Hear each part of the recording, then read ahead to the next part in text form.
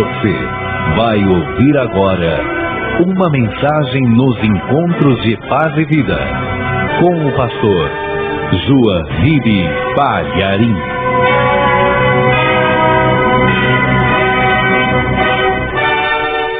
Veja se perto de você tem alguma pessoa que não tem a palavra de Deus e divide com essa pessoa a leitura que nós vamos fazer. Mostra para ela onde que nós vamos ler. Primeiro livro de Reis, capítulo 19, versículo 19. Encontraram? Está escrito o seguinte: partiu, pois, Elias dali, e achou a Eliseu, filho de Safate, que andava lavrando com 12 juntas de bois adiante dele, e ele estava com a 12ª. Elias passou por ele e lançou a sua capa sobre ele. Amém, igreja? A parte final desse versículo 19, eu quero destacar o seguinte: Elias passou por ele e lançou a sua capa sobre ele. Agora eu leio essa parte final e toda a igreja repete em seguida: Elias, bem alto, Elias passou por ele e lançou a sua capa sobre ele. Amém? Você crê na palavra de Deus? Crê mesmo? Você crê que esta é a palavra revelada por Deus? Você crê que esta palavra é o Senhor Jesus? Sim ou não? Porque o Senhor Jesus, ele tem uma roupa branca e resplandecente, e na sua coxa está escrito a palavra de Deus. Você crê que esta palavra é eterna e imutável? Amém? Você crê que é mais fácil passar o céu e a terra? Você crê que é mais fácil o céu se enrolar como se fosse um pergaminho do que cair um jota ou tio dessa palavra? Você crê? Então, dê a melhor salva de palmas para a palavra de Deus. Enquanto você aplaude, saiba que você está aplaudindo o próprio Senhor Jesus. Então abre a tua boca também e diga glória a Deus. Isso, diga glória, glória, glória. Glorifica mais ainda. Senhor Deus, olha o teu povo te aplaudindo, te glorificando, te bendizendo, te exaltando. Meu Deus, enquanto estas palmas estão subindo, faz a tua virtude, o teu poder descer sobre a igreja. Arrebata-nos através do teu Espírito Santo. Unge os nossos lábios para pregar, e unge os nossos ouvidos para ouvir, e unge os nossos corações para receber. Ah, Senhor, então agora que a tua palavra vá e produza o resultado para o qual está sendo mandada. Retira tudo que se opõe à pregação da tua palavra, porque a tua palavra nunca cai por terra, a tua palavra nunca volta vazia. Vai, meu Deus, agora com a tua palavra e fala a cada coração, em nome do Senhor Jesus. Amém. Diga amém, Jesus. Poder sentar, igreja. Elias é, no Antigo Testamento, um dos personagens mais extraordinários. Podemos dizer que juntamente com Moisés, eles representam o Antigo Testamento. Tanto é verdade que ali no Monte da Transfiguração apareceram Moisés e Elias para o Senhor Jesus. Então, esses dois profetas, Moisés e Elias, têm um lugar de muito destaque, tanto na história bíblica, como no mundo espiritual. E estes dois personagens, Moisés e Elias, que tiveram vidas extraordinárias aqui na terra, que foram usados demais, eles fizeram coisas grandiosas, mas eu quero destacar o profeta Elias, por causa de uma coisa que aconteceu no final da sua carreira. Eu quero destacar o profeta Elias por causa disso. E o profeta Elias, você sabe que ele era um homem de muita fé, ele era um homem extraordinário, ele podia orar para que não chovesse, não chovia mesmo, senão segundo a ordem dele. Ele podia orar para que descesse fogo do céu e descia mesmo. Ele fez isso em 4 ocasiões. Este profeta Elias era um homem extraordinário na fé. Mas o Evangelho declara que Elias era um homem como nós, sujeito às mesmas paixões, às mesmas fraquezas, habitando um corpo igual ao nosso. Não obstante isso, a vida do profeta Elias é um tanto misteriosa, porque repentinamente ele surge aí no livro de Reis, e ele surge desafiando, primeiro, os falsos profetas, porque a nação de Israel havia caído numa apostasia muito grande, estava numa idolatria muito grande, numa superstição muito grande, e isso por influência dos falsos profetas. Elias, sozinho, ele vence os falsos profetas. Ele desafia o povo de Israel, dizendo: até quando vocês vão cochear entre dois pensamentos? Se o Senhor é Deus, serviu; se Baal é Deus, serviu. Então ele desafiou também o povo. E ele era tão atrevido, ele tinha tanta fé, tanta autoridade espiritual, que ele desafiou o rei de Israel. E o rei de Israel temeu muito com o desafio de Elias. Elias realmente era muito usado por Deus, muito. Mas como o Evangelho nos diz que ele era um homem sujeito a nós, com as mesmas fraquezas, nós vamos verificar, lendo um pouco sobre a vida de Elias, que logo depois de ter vencido os profetas de Baal, logo depois de ter descido o fogo do céu, logo depois daquela vitória extraordinária, Elias ficou com medo de uma mulher. Ele teve medo da rainha Jezabel, que disse: Elias, eu vou te matar. E Elias ficou tão apavorado com aquela ameaça que ele fugiu. Ele foi se esconder. Ele temeu muito uma mulher. Veja, o que mostra realmente que ele era um ser humano igual a nós, que ele estava sujeito a fraquezas, que ele fazia coisas extraordinárias, mas estava sujeito também às limitações de um ser humano. E a Bíblia não esconde isso, não. A Bíblia mostra realmente as fraquezas dos grandes homens de Deus, dos grandes personagens bíblicos. Vou te dar outro exemplo que a Bíblia não esconde, a Bíblia mostra. O apóstolo Pedro. O apóstolo Pedro, naquela quinta-feira, no final da quinta-feira, passando para a sexta-feira, naquela noite, ele disse para Jesus: Senhor, eu estou pronto a ir contigo até a morte. Olha só, um homem de fé, um homem disposto a tudo. Naquele período curtíssimo de horas, na entrada da madrugada de sexta-feira, ele já estava lá embaixo e negou o Senhor Jesus 3 vezes. Quando perguntaram para ele: você é um deles? Ele falou: não conheço esse Jesus. Quando disseram: você andava com eles, a tua fala te denuncia. Ele falou: não conheço aquele Jesus de Nazaré, não conheço. E a terceira pessoa disse: você também é galileu, você também é um dos discípulos dele.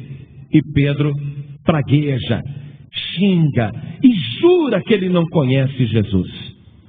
E a Bíblia não esconde isso. Um homem que tem fé, num momento está lá em cima, e depois, em outro momento, a sua fé está lá embaixo. E nós vemos que até na vida do Senhor Jesus, nós encontramos essa contradição, podemos chamar assim, entre aquilo que nós somos espiritualmente e aquilo que nós somos carnalmente. O Senhor Jesus é o Deus encarnado, é o Filho de Deus, capaz de coisas extraordinárias. E, no entanto, ele habitou um corpo humano igual ao nosso, sujeito às mesmas fraquezas. Jesus teve fome, teve sede, sentiu cansaço, sentiu sono. Jesus se aborreceu. Jesus teve momentos que ele perdeu a paciência. Jesus, em alguns momentos, ele agiu como se fosse um homem comum. Em outros momentos, ele andava sobre as águas, conversava com o vento, conversava com o mar. Então você percebe que realmente na vida de um homem de Deus, de uma mulher de Deus, há uma variação de nível espiritual. Às vezes a pessoa está lá em cima com a fé, em outros momentos ela está aqui embaixo com a fé. Veja o caso do próprio Senhor Jesus naquela sexta-feira pela madrugada, antes de ser preso. Ele vai orar no Getsemane e ele se ajoelha e fica muito angustiado com o que vai acontecer. A angústia é um sentimento humano. Ele fica muito angustiado com aquilo que ele vai passar. E veja a oração que ele faz. Ele ora ao Pai dizendo: Pai, se for possível, passe de mim este cálice sem que eu o beba, mas contudo não seja feita a minha vontade, mas a sua. E ele orou tão intensamente que começou a transpirar. E orou a segunda vez pedindo a mesma coisa: Pai, se for possível, passe de mim este cálice sem que eu o beba, mas não se faça a minha vontade, mas a tua. E na terceira vez ele orou tão intensamente que ele suou grandes gotas de sangue. E orou a mesma coisa, praticamente a mesma coisa. O que você percebe? Que até o Senhor Jesus sentiu a influência da carne. A carne que faz a pessoa, às vezes, ter fraqueza espiritual. Porque a carne trabalha contra o espírito. Tanto é que Jesus disse naquela sexta-feira de madrugada: na verdade, o espírito está pronto, mas a carne é fraca. Então todos nós habitamos um corpo carnal e possuímos um corpo espiritual. E o corpo carnal nos faz viver em variações de fé. Às vezes estamos lá em cima, e isso acontece com você. Tem semana que a tua fé é tão grande que você é capaz de orar e descer fogo do céu. Você está com aquela fé e se sente capaz de realizar qualquer coisa. É verdade ou não é? Tem semana que a tua fé está lá em cima. Mas tem semana que você olha para a Bíblia e fala: eu queria ler, mas me deu um sono. Tem semana que você está pregando a palavra de Deus, você dá até cambalhota para pregar a palavra de Deus. E tem dia que você não quer nem testemunhar, nem falar nada, quer ficar na sua. Tem dia que você quer passar a noite em oração, está com uma disposição para orar, mas tem dia que você não ora nem para dormir. É verdade ou não é? Isso já aconteceu com alguém aqui? Levante a mão. Eu sei, porque também acontece comigo. Então a pessoa fica sofrendo, especialmente o novo convertido, o novo cristão, ele fica sofrendo, porque ele se tortura. O que está acontecendo comigo? Puxa vida, eu vou ler a Bíblia, me dá sono, eu ajoelho para orar, me dá sono. O que está acontecendo? E a pessoa fica se torturando e vem conversar com o pastor. Pastor, ora por mim, porque eu estou fraco na fé. E a pessoa não quer essa situação, mas eu estou te esclarecendo e te ministrando a palavra de Deus. Isso faz parte da tua vida espiritual. Você realmente vai viver nessa montanha russa da fé. Uma hora lá em cima, outra hora você está caindo tanto que você fala: e agora? Está na montanha russa da fé. Está apavorado. Isso é normal, isso acontece, isso é bíblico e ninguém escapa. E Deus não permite que qualquer pessoa viva o tempo todo com a fé nas alturas.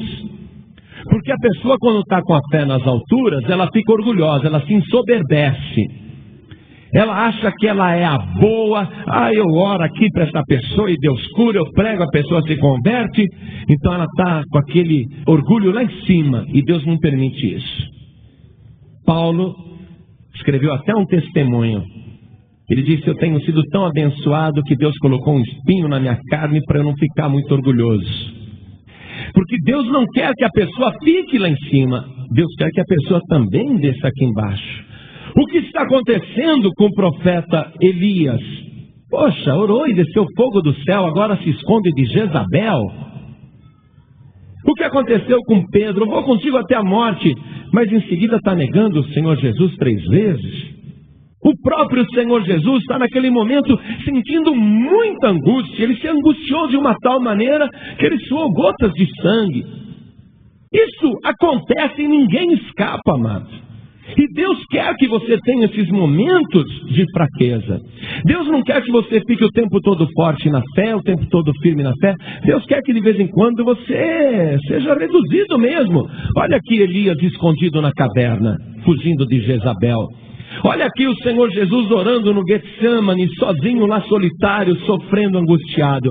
Olha Pedro lá, amargurado, chorando amargamente porque negou Jesus 3 vezes. Tem momentos que Deus quer que você realmente esteja na caverna. Tem momentos que Deus quer que você esteja no Getsemane. Tem momentos que Deus quer que você saia para fora e chore amargamente. Por que Deus faz isso? Por que Deus quer isso? Para que você seja uma pessoa vitoriosa, não dependendo da tua própria força, mas dependendo do poder de Deus. Para que você diga: clamei ao Senhor na minha angústia, e Ele me ouviu, e Ele me livrou de todos os meus temores. Deus quer que você glorifique o seu nome. E uma coisa maravilhosa foi que Paulo escreveu isso: quando você está forte, aí você está fraco. Paulo escreveu: agora eu sei. Quando eu estou forte, aí eu estou fraco. E quando eu estou fraco, aí eu estou forte. Quando você se sentir fraco, aí você está forte. E quando você se sentir forte, aí você está fraco. Porque quando você se sentir forte, você vai dizer: eu sou bom, eu posso tudo, eu consigo tudo, eu sou poderoso. Coitado de você. Você está fraco, mas quando você se sente fraco, por que eu não consigo mais ler a Bíblia? Por que eu não consigo mais orar? Por que eu não consigo mais sentir aquela alegria? O que está acontecendo comigo? Quando você chega a essa conclusão, quando você sente que você realmente está fraco, então você levanta as suas mãos para o céu e começa a buscar o Deus Todo-Poderoso. Aí o poder de Deus vem sobre a tua vida, o Espírito Santo te cobre de virtude e de autoridade, e você se torna forte, porque está dependendo do Deus Todo-Poderoso. Por isso, não fique mais sofrendo com esses altos e baixos. Aliás, se preocupe mais com os altos do que com os baixos. Se preocupe mais quando você está forte, viu? Quando você se acha forte, porque aí é que você está precisando de oração mesmo. É aí que você está precisando de ajuda. Elias está lá na caverna. O que acontece na caverna? Ah, Jezabel vai me matar. Só eu fiquei, estão querendo me matar. O que aconteceu?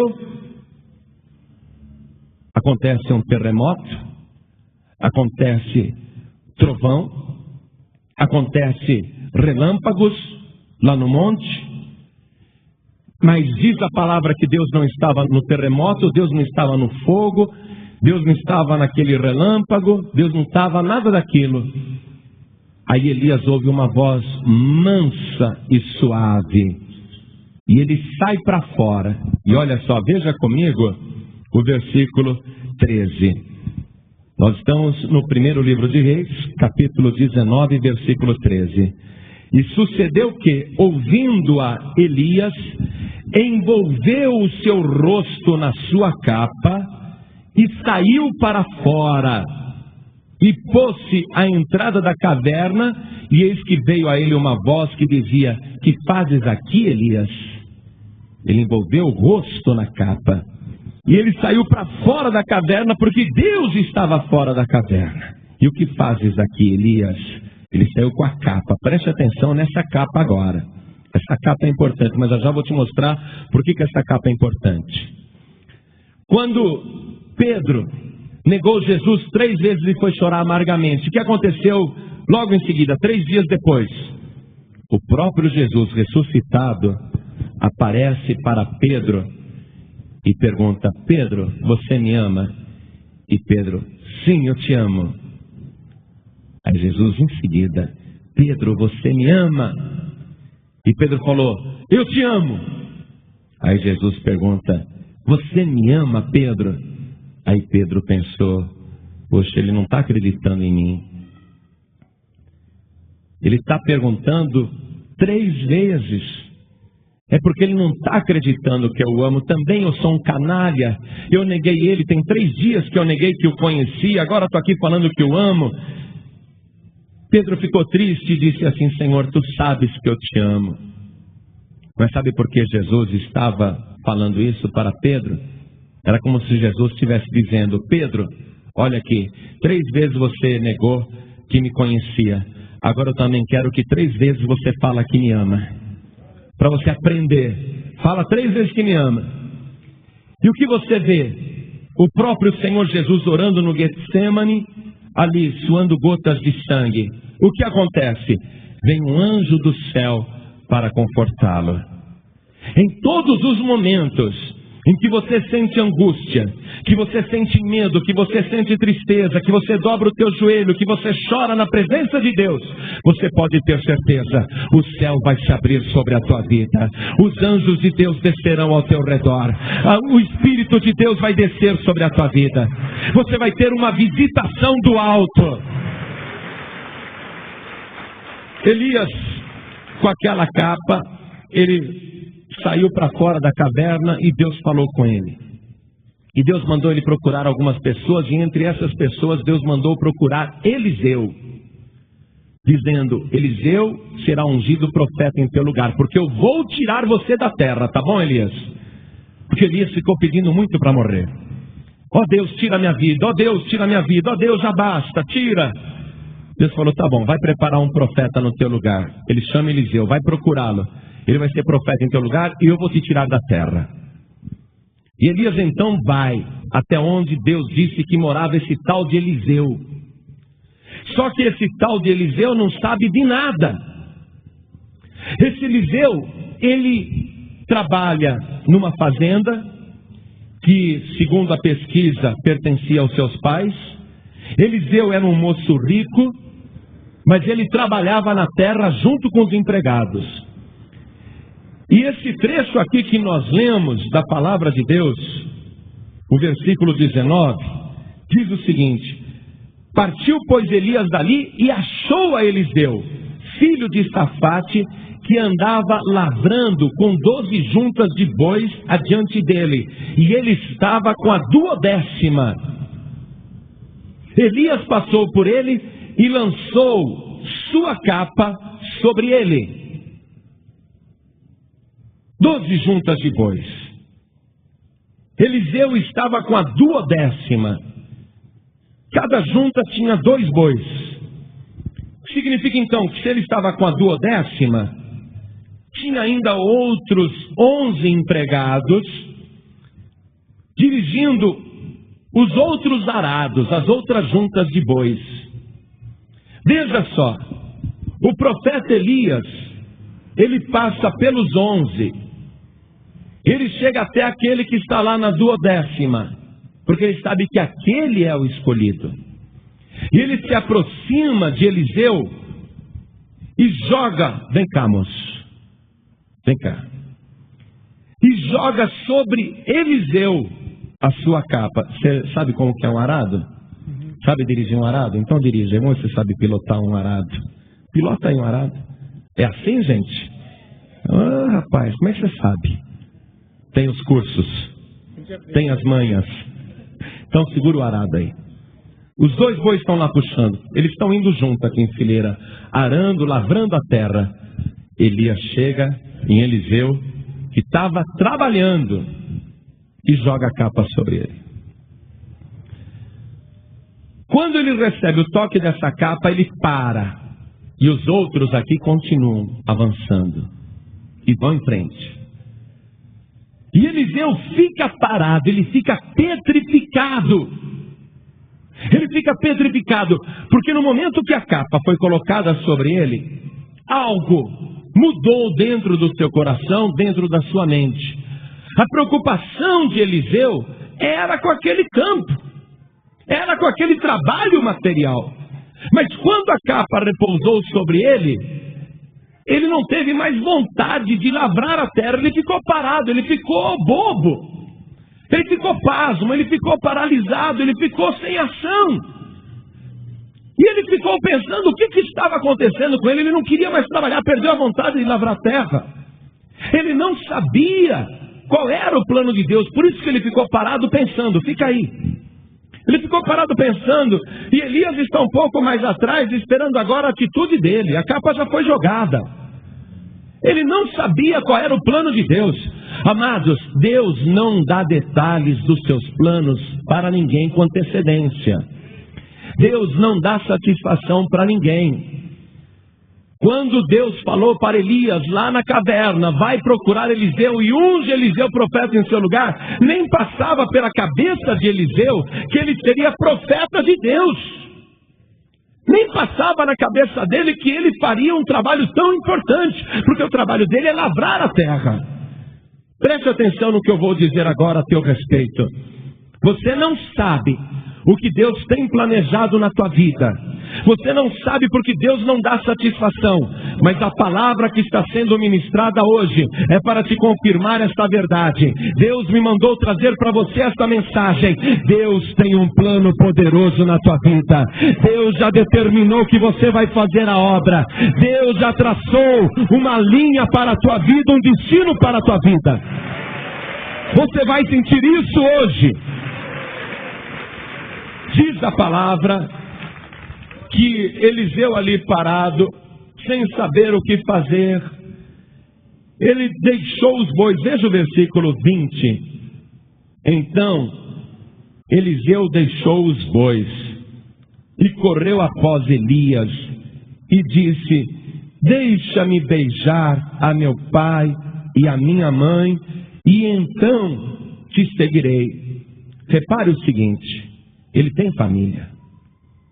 E no momento que ele começou a compreender o que havia acontecido com o lançamento da capa, quando ele compreendeu, quando o entendimento dele se abriu, ele entendeu que teria que deixar tudo para seguir o profeta Elias.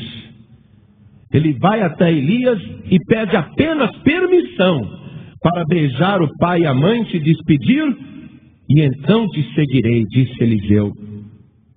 E o profeta Elias, olhando para ele, disse: vai e volta, hein?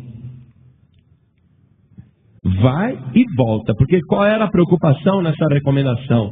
De repente vai lá, conversa com o pai e com a mãe. Ô meu filho, não sai daqui não, aqui tá bom. A gente precisa de você, a gente te ama, fica aqui.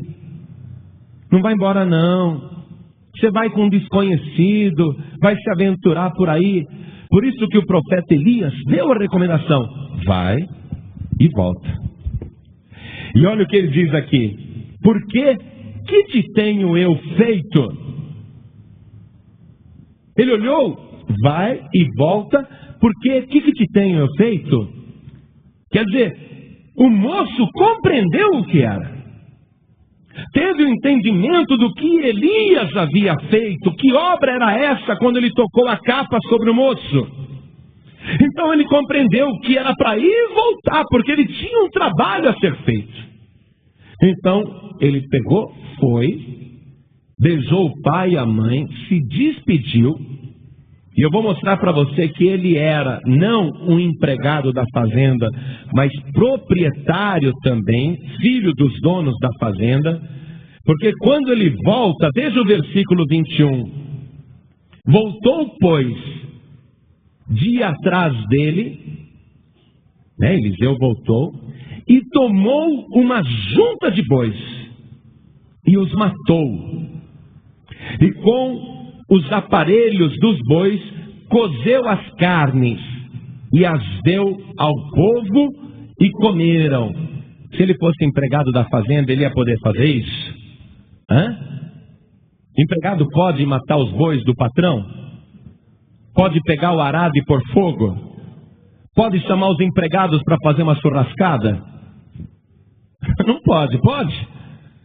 Ele fez isso porque ele era filho do dono. Mas ele está deixando tudo, preste atenção, está deixando pai, mãe, ele está deixando a fazenda, ele está deixando o trabalho.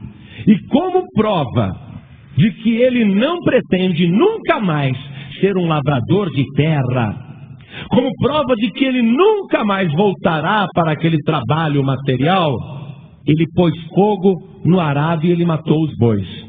Primeira coisa, ao queimar os bois, ao matar os bois, ele estava dando isso de oferta para Deus. Então ele está dando, primeiro, oferta para Deus. Ele pega o arado, a madeira do arado, e ele corta tudo, e os bois estão mortos, ele fez ali espetos, e ele faz fogo, e ele chama todos os empregados da fazenda, e dá uma super churrascada. Ele estava muito alegre, ele estava muito feliz. Por que ele estava fazendo aquela churrascada? Dando comida para o povo, dando comida para os empregados, porque ele estava declarando o seguinte: venham comigo, se despeçam de mim, participem comigo dessa festa, porque vocês não me verão mais aqui, porque a partir de hoje eu não serei mais um lavrador da terra, mas eu serei um lavrador do reino de Deus. A partir de agora eu não trabalho mais para homem nenhum, eu não trabalho para o meu pai, eu não trabalho para minha mãe, eu trabalho para Deus. E ao queimar tudo, ele estava eliminando qualquer chance de arrependimento, para que daqui 2, 3 meses ele não se cansasse daquela vida de profeta e dissesse: eu vou voltar para a fazenda, que eu tenho lá o meu arado e tenho lá os meus bois. Ele queimou tudo para que não tivesse chance de voltar. Quando Colombo descobriu as Américas, os países da Europa entraram numa euforia muito grande. Olha, foi descoberto um novo mundo. A descoberta da América, gente, equivale hoje à descoberta de um planeta desconhecido. É um mundo novo. Então, no velho mundo, lá na Europa, as potências ficaram empolgadas. Um novo mundo deve ter muita riqueza que não foi explorada, muito ouro, muito diamante, muita esmeralda, muita pedra preciosa. Nós temos que mandar gente para conquistar a terra. E as potências daquela época usavam navios, porque não havia aviões, não tinha outro meio de transporte. Era só navio e navio à vela. Então, Portugal, que era uma potência mundial, uma potência naval, a Espanha, que era uma potência naval, a Inglaterra, que era uma potência naval, resolveram conquistar as Américas. Então, os portugueses conseguiram conquistar esse território que nós chamamos de Brasil. A França ficou com um pedacinho de terra lá na Guiana Francesa. Os espanhóis pegaram praticamente o restante da América do Sul e o México, América Central, e os ingleses ficaram com a América do Norte. Os ingleses ficaram com os Estados Unidos. E o Canadá ficou dividido entre a França e a Inglaterra. Pois bem, mas a Espanha, querendo tomar posse do México, escute bem, o rei da Espanha chamou um navegador, um conquistador, e o mandou com alguns navios e com algumas centenas de soldados para conquistarem o território mexicano, para tirarem os incas e os maias dali e conquistarem o território mexicano. E este homem que liderava as naus que vieram na frente dos navios, com esses soldados, ele se chamava Fernando Cortés. Isso foi em 1519. Ele veio para conquistar o México por ordem do rei da Espanha. E quando aqueles navios pararam na praia, eles desceram e ficaram olhando aquela terra selvagem, cheia de índio, mas com tesouros fabulosos a serem conquistados. E Fernando Cortés disse para os seus soldados: nós não sabemos o que nos espera aqui nesse território que chamamos de México. Nós vamos entrar para conquistar a terra por ordem do rei da Espanha. Quem não quiser entrar, quem não quiser se aventurar, quem for covarde, volte. Volte para os navios. Retornem para a Espanha. Quem quer voltar, retorne para os navios. E ninguém saiu da praia. Fernando Cortés disse de novo: nós podemos morrer nesse território desconhecido, Quem quiser voltar, que tem saudade de família, saudade de campos, de casas, de propriedades, que volte agora para os navios. E ninguém saiu da praia, continuaram ali. Fernando Cortês disse: nós vamos entrar nessa terra selvagem e é vencer ou morrer. Quem quiser voltar, aproveite que os navios estão aí na praia. E ninguém voltou. E ele disse: ninguém quer voltar. Ninguém queria voltar. Ele mandou colocar fogo nos navios. Ele mandou incendiar os navios. E os navios crepitaram até afundar. E quando os navios estavam pegando fogo, todos os soldados que estavam na praia do México compreenderam que agora não havia a menor possibilidade de voltar para a Espanha. Eles estavam agora ilhados num mundo novo e totalmente desconhecido. Era vencer ou morrer. Não havia mais chance de arrependimento.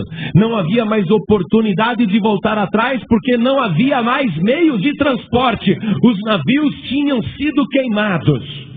Por causa disso, eles entraram no México e conquistaram aquele território para o rei da Espanha. Eu quero que você aprenda agora com Fernando Cortês. Eu quero que você aprenda também com Eliseu, quando ele pôs fogo no arado, quando ele pôs fogo nos bois. Você está sendo chamado para a conquista de uma terra, de um território.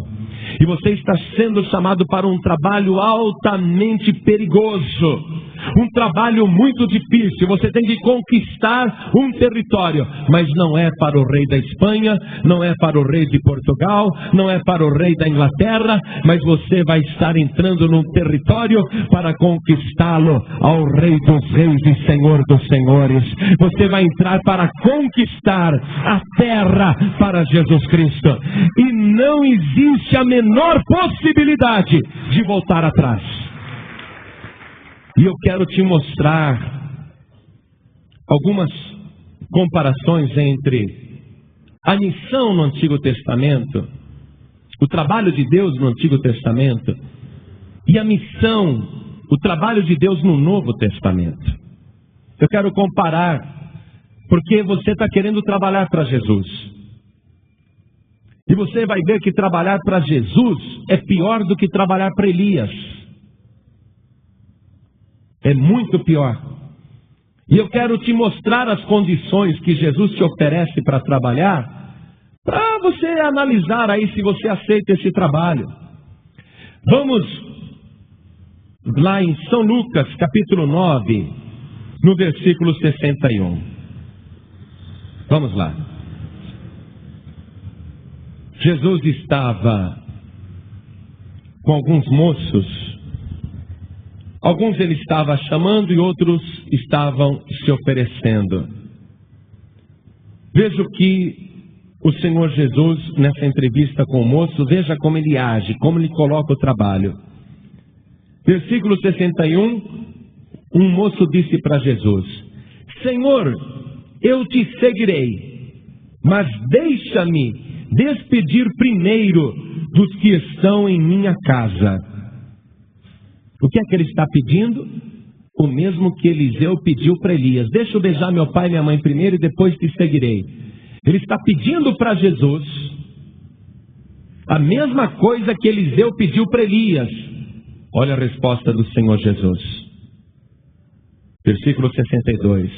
E Jesus lhe disse: ninguém que lança a mão do arado e olha para trás é apto para o reino de Deus. Repare que nessa resposta, Jesus está pensando em Eliseu. Por que ele falou em arado? Jesus na hora compreendeu que o moço estava fazendo a mesma colocação que Eliseu fez para Elias. E Jesus responde dentro da mesma colocação. Jesus diz: ninguém que lança a mão do arado e olha para trás é apto para o reino de Deus. Quer dizer, posso me despedir do meu pai e da minha mãe? Resposta do Senhor Jesus: não. Ah, mas Elias deixou. Mas eu não deixo. Não dá tempo.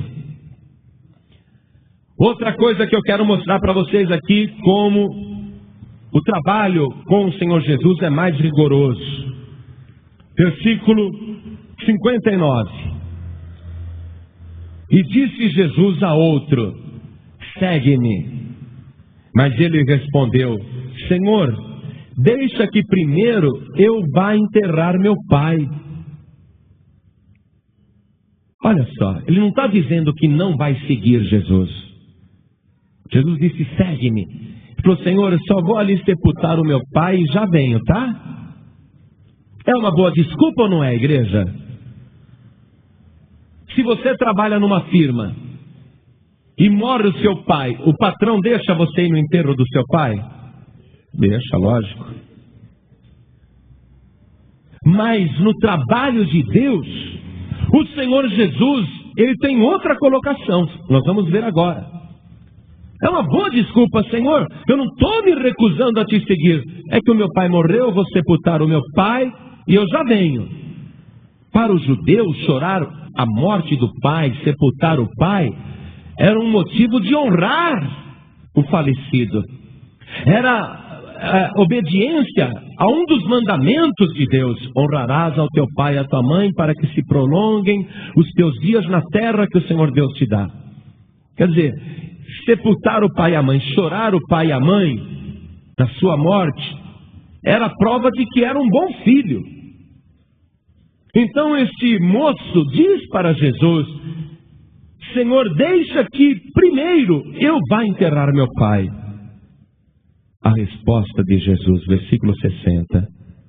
Mas Jesus lhe observou: deixa aos mortos o enterrar os seus mortos, porém tu vai e anuncia o reino de Deus. Significa que se você estiver trabalhando para o Senhor Jesus e morrer o teu pai, morrer a tua mãe, o teu irmão, a tua irmã, e você tiver uma reunião para fazer bem na hora do funeral, significa que você vai faltar no funeral, mas não vai faltar na reunião, porque Jesus não dá permissão para você faltar na sua obra. Jesus é um patrão rigoroso. Será que está interessando trabalhar para esse patrão? Você que quer fazer a obra de Deus? E tem aquelas pessoas que falam assim: eu quero ser pastor porque pastor vive bem. Você está muito iludido sobre a vida de pastor, mas eu vou te provar na Bíblia que você está iludido.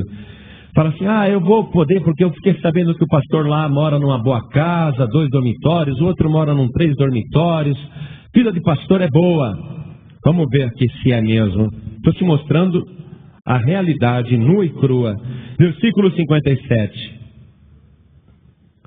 E aconteceu que, indo eles pelo caminho, lhe disse um: Senhor, seguir-te-ei para onde quer que fores. E disse-lhe Jesus: as raposas têm covis, e as aves do céu ninhos, mas o Filho do Homem não tem onde reclinar a cabeça. Porque o pastor, ele pode até estar morando hoje numa boa casa de 2, 3 dormitórios, mas a hora que Deus mandar, ele vai ser tirado daqui e vai ser colocado lá na selva amazônica para morar numa casa de sapé, ou morar num quarto e cozinha lá na Bahia. Porque não é dado aos funcionários do reino de Deus possuir qualquer coisa. Jesus não construiu nenhuma igreja, não comprou nenhum terreno e não possuiu nada. E ele não permite que os seus funcionários possuam qualquer coisa. Tudo deve ser sempre emprestado, alugado, para que esteja em total disposição e prontidão na obra de Deus. Essa pessoa que pensa que vai entrar na obra para fazer patrimônio, pelo contrário, você vai entrar na obra e vai abrir mão, como Eliseu, de todo o patrimônio. Vai abrir mão de tudo por causa da obra de Deus. Você não vai ter sequer o direito de chorar o cadáver do teu pai, o cadáver da tua mãe. Se você estiver na obra, Jesus disse: deixa aos mortos o enterrar os seus mortos, mas tu vai e anuncia o reino de Deus. Por que isso? Porque você, meu querido, não está sendo chamado para sepultar defuntos. Você não está sendo chamado para anunciar a morte. Você teve um encontro poderoso com a vida, então você vai por esse mundo e anuncia a vida abundante de Jesus Cristo. Você anuncia o reino de Deus. Você anuncia o evangelho ao mundo. Anuncia a vida ao mundo. É esse tipo de funcionário que o Senhor Jesus quer. Interessa trabalhar para esse patrão? Quando ele chamou Pedro e os pescadores lá na praia da Galileia, ele não falou: olha, vou te dar salário, 13º, férias, casa para morar, automóvel, telefone. Ele falou: segue-me e eu farei de você um pescador de almas. Foi isso. E eles foram atrás. Jesus quer isso, funcionários que tenham prontidão. Pessoas que não ficam escolhendo: não, para aquele bairro lá não vou lá, é perigoso, viu, pastor? Não me manda para aquela parte da cidade que ali só tem bandido. Esse funcionário não serve. Essas são as desvantagens. Agora vamos ver um pouquinho de vantagem, hein? Porque senão você não vai querer trabalhar para ele, né? Tem que ter algum atrativo. Vamos ver. Logo depois que Elias chamou Eliseu, eles ficaram amigos inseparáveis. Elias era um esquisitão. Vestia roupa de camelo, parecia um homem da caverna. Usava um cinto de couro no lombo, na cintura. Barbudo, cabeludo. É um esquisitão e aquela capa. E Eliseu agora não tem pai, nem mãe, nem fazenda, nem boi, nem arado. Eliseu se apegou tanto com Elias, e ele só tem Elias no mundo, só. E ele admira Elias, ele ouviu falar cada coisa de Elias. Então para onde Elias vai, Elias fala: Eliseu, vamos, para tudo. Eliseu, para. Eliseu, vamos. É assim mesmo, é uma sombra de Elias. Mas teve um momento que Deus revelou para Elias: eu vou te levar hoje embora. Eu vou te arrebatar. E Eliseu ficou sabendo. Teve um momento que Deus falou com Elias e falou assim: agora você sai daqui de Gilgal, que era um lugarejo, e vai para Betel, que quer dizer a casa de Deus. Então Elias falou para Eliseu: Eliseu, Deus está me mandando para Betel, você fica aqui, tá? Fica aí. Pela primeira vez Elias está dizendo: você não vai, não vem. Mas Eliseu falou: vive o Senhor e vive a tua alma, que eu não te deixarei. Tá bom, vai, Eliseu, então vamos, vem. Já que você quer ir, vamos até Betel. Chegou em Betel, Deus dá outra ordem para Elias: eu quero que você vá para Jericó. Eliseu, o Senhor Deus está me mandando ir para Jericó. Você fica aí, tá? Vive o Senhor Deus, mas não deixarei. É isso mesmo que ele falou. Vive o Senhor e vive a tua alma, que eu não te deixarei. Aí Elias falou: tá bom, então vamos comigo para Jericó.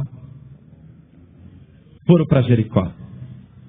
Em cada lugar que eles chegavam, vinham uns moços profetas que também já sabiam que o profeta Elias seria arrebatado. Não sabia como, só sabia que ele seria tirado.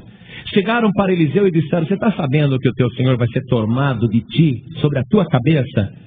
E Eliseu, bravo, chateado: eu sei sim, calai-vos. Porque aquele assunto entristecia demais. Vão me tirar o meu amigo Elias. Então, ele está agora em Jericó, junto com Elias, e Deus fala com Elias: Elias, vai da além do Jordão, atravessa o Jordão. Aí Elias diz para Eliseu: Eliseu, você fica aqui, porque agora o Senhor Deus me mandou para da além do Jordão, do outro lado do Jordão. Você fica aí, tá bom? Não quer ficar? Fica aí, rapaz, estou mandando. Vive o Senhor Deus e a tua alma, mas não te deixarei. Não quer me deixar. Então vamos. E eles foram andando até chegar na beira do Rio Jordão. Quando eles chegaram na beira do Rio Jordão, puxa, Deus mandou ele atravessar o Rio Jordão. Só que Deus não mandou nenhum anjo, nenhum navio e nenhum barco. Mas Deus falou para Elias: eu quero você do outro lado do Jordão. Você tem que atravessar o Jordão. Quando Elias chegou aqui na beira do Jordão e viu a correnteza, aquela água brava, e nenhum barco esperando, nenhuma ponte, Elias, que era um homem de Deus, não teve dúvida. Pegou aquela capa, ergueu para o alto e tocou as águas do Rio Jordão, feriu as águas do Rio Jordão. E quando ele fez isso, foi feita uma parede invisível. A água que já tinha passado foi escorrendo e foi embora. E aquela água que estava descendo, aquela correnteza forte, foi estancada naquela parede visível e começou a fazer uma parede de água que ia crescendo conforme mais água descia. Então o profeta Elias começa a descer e pisar em terra seca, e o Eliseu atrás. Agora o Eliseu estava bobão, é que você não está vendo aqui, né? Eliseu estava pasmo, aquela montanha de água, aquela parede de água subindo cada vez mais alto. Ele está admirado, olha que coisa. O profeta Elias não está nem aí, ele está com a capa e está andando em terra seca. Mas eu sei que o Eliseu está dando glória a Deus, e ele está dizendo no seu coração: eu tomei a decisão certa, eu deixei tudo, mas estou servindo o Deus de Elias. O Deus de Elias é o verdadeiro Deus. Eu deixei tudo por algo muito mais importante. E eles vão atravessando. Quando eles atravessam o rio, a água que estava um paredão volta a descer e volta tudo ao normal. Aí Elias olha para o moço e fala assim: pede-me o que queres que eu te faça antes de ser tomado de ti. E Eliseu pensa e ele diz: eu quero porção dobrada do teu espírito. Pediu alto, né? Porque depois de ver uma maravilha dessa, aumenta a fé da gente mesmo. Ele viu o Rio Jordão dividido. Falei: eu quero porção dobrada do teu espírito. Poxa, ser igual a Elias já seria bom. Agora, ter o dobro de Elias. Elias falou: olha, esse pedido eu não esperava não. Mas você pediu uma coisa muito difícil. Mas vamos fazer o seguinte: eu sou profeta e Deus cumpre o que eu falo. Se você me ver na hora que eu for tirado de ti, então será feito do jeito que você pediu. Mas se você não me ver, não te será feito. Aquele moço que já tinha dito 3 vezes: eu não te deixarei. Agora ele agarrou no profeta. Eu vou garantir a bênção. Ô Eliseu, não precisa me agarrar não, rapaz. Você não está deixando nem orar não, mas eu não posso perder minha bênção. E foi junto com o profeta Elias. De repente, um estrondo no céu. Parecia um raio descendo, mas não era um raio, era uma carruagem de fogo puxada por cavalos de fogo. Aqueles puros sangues do céu, aqueles cavalos majestosos descendo do céu numa carruagem de fogo. E a carruagem vem e separa os dois. Separa os dois, fica no meio dos dois. A carruagem estaciona na frente de Elias. Elias sobe na carruagem de fogo, faz um tchauzinho para Eliseu e ela dispara para o céu. Eliseu só fica olhando. Não deu tempo nem de dar um abraço. Não deu tempo nem de dar um beijo. Não deu tempo nem de chorar no seu ombro. Não deu tempo nem de se despedir. Ele só olha para o alto e vê a carruagem de fogo cada vez mais alta. E ele começa a chorar. Não deu tempo para uma despedida digna.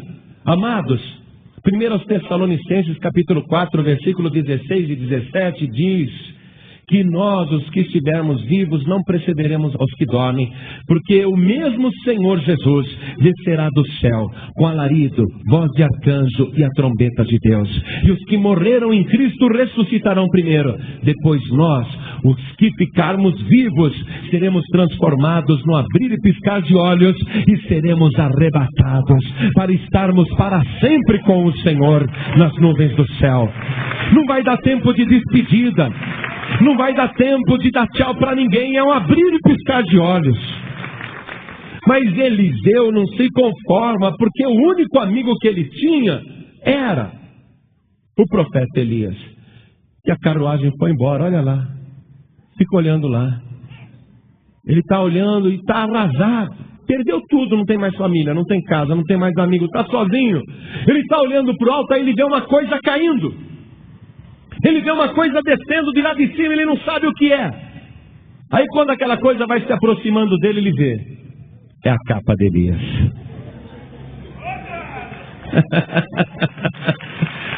Ele pegou a capa de Elias. Ele fica olhando, é a capa de Elias. Eu vejo dessa maneira. Eliseu estava com o rosto banhado de lágrimas. Ele pegou aquela capa, ele pôs no rosto. Põe aí, olha para o alto. Põe no rosto.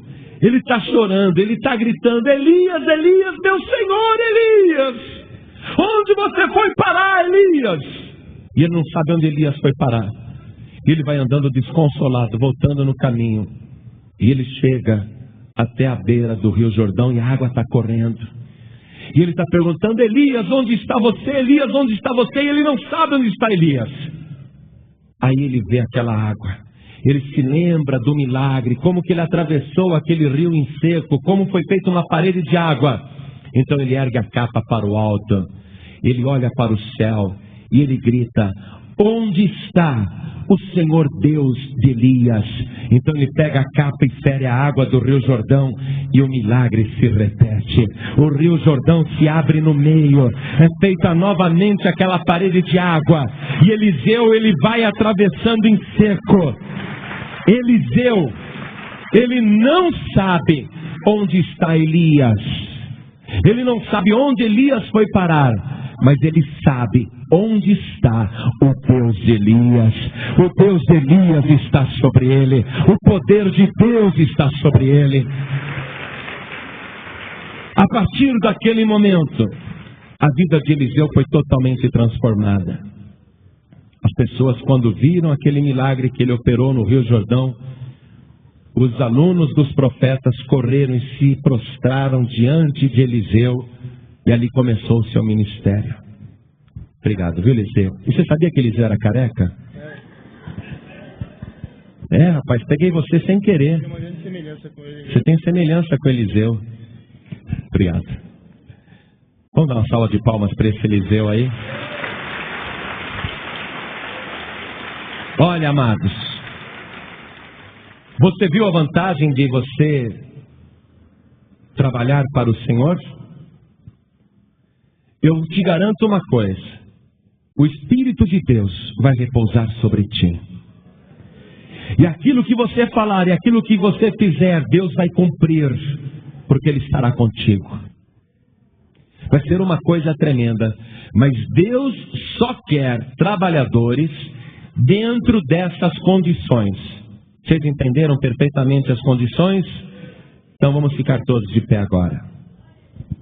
Você que sente o desejo de desgastar a tua vida no Evangelho, de desgastar o teu tempo na obra de Deus, de fazer o trabalho mais importante sobre a face da terra, e está disposto a tudo para honrar a Deus, está disposto a todo tipo de renúncia, está disposto a todo tipo de chamado do Espírito Santo, a obedecer à voz do Senhor. Se você sente isso, moços e moças, homens e mulheres, senhores e senhoras, se você sente a chamada, vem aqui para frente agora.